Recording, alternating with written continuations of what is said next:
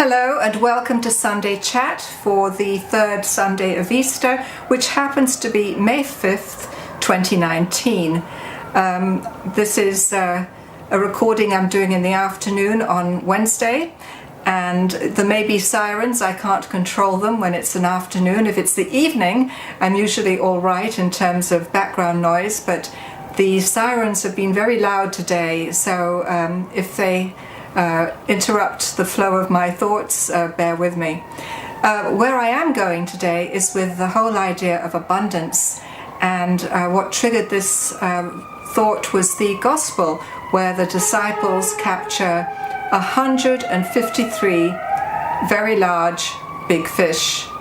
And I'm not going to go into the symbolic number explanation. There are others who have done this, and quite honestly, it all seems a little bit complicated what the 153 fish might represent.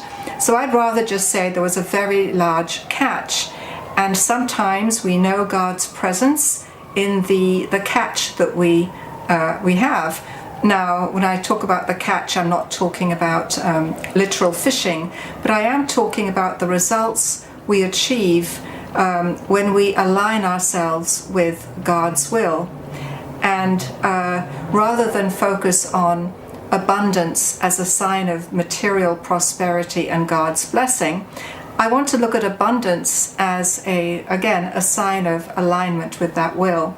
And I'm not talking about abundance in the material sense, like fat bank accounts or prosperity, but rather when we begin to see results in our own lives that come from mission and vision, higher calling, our purpose, when we're fulfilling our soul's needs, you might say, when we are on a spiritual plane, bringing in the catch, bringing in the results.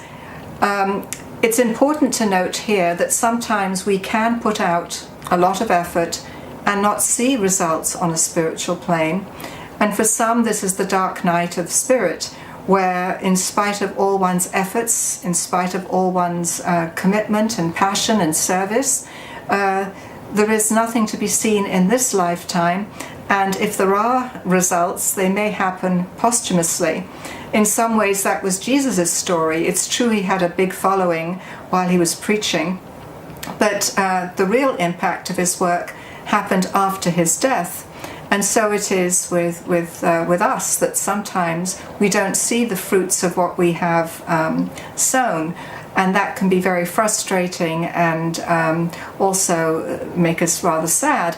However, even if we're in this place of not seeing immediate results or results in our lifetime, we still usually have a sense of peace, a sense of connection to the divine, a sense of being in alignment with God's will. And so in spite of frustration, we still feel that divine connection, which assures us that we're doing what we're meant to be doing at the time we're meant to be doing it, and with the people with whom we're meant to be doing it, even if the results are not great. In contrast, you have sterility, whereby we may be putting out a lot of effort, but probably in the wrong direction. And so again, there may be lots of frustration and no results. However, one does not feel that connection to God's presence, that alignment with God's will, and instead one is ego-driven, one is driven by the desire to succeed, by the desire to make a name for oneself, by the desire to be famous, by the desire to gain wealth. And rather than being driven by our soul needs, we're being driven then by material goals. And so it's not a dark night of the soul experience, but rather the results of poor choices. So we need to be able to discern between the two. The effort we pour out in the name of soul and the effort we pour out in the name of ego. Both may end in frustration, but in the one case we feel connection to God and to our higher purpose, and in the other connection it's just to our egos. Ideally, we see things increase and multiply in our own lifetime on a spiritual plane. That's what the 153 fish represent. In Luke's Gospel, Jesus invites Peter to become a fisher of men or of people. And just there was a mighty catch when he called Simon Peter into discipleship. So too, Simon Peter's future as a disciple is going to be marked by success, in the sense of people will listen to his proclamation of the gospel, people will come for baptism, people will commit themselves to the way of Jesus. And so Simon Peter will see that abundance in his own ministry.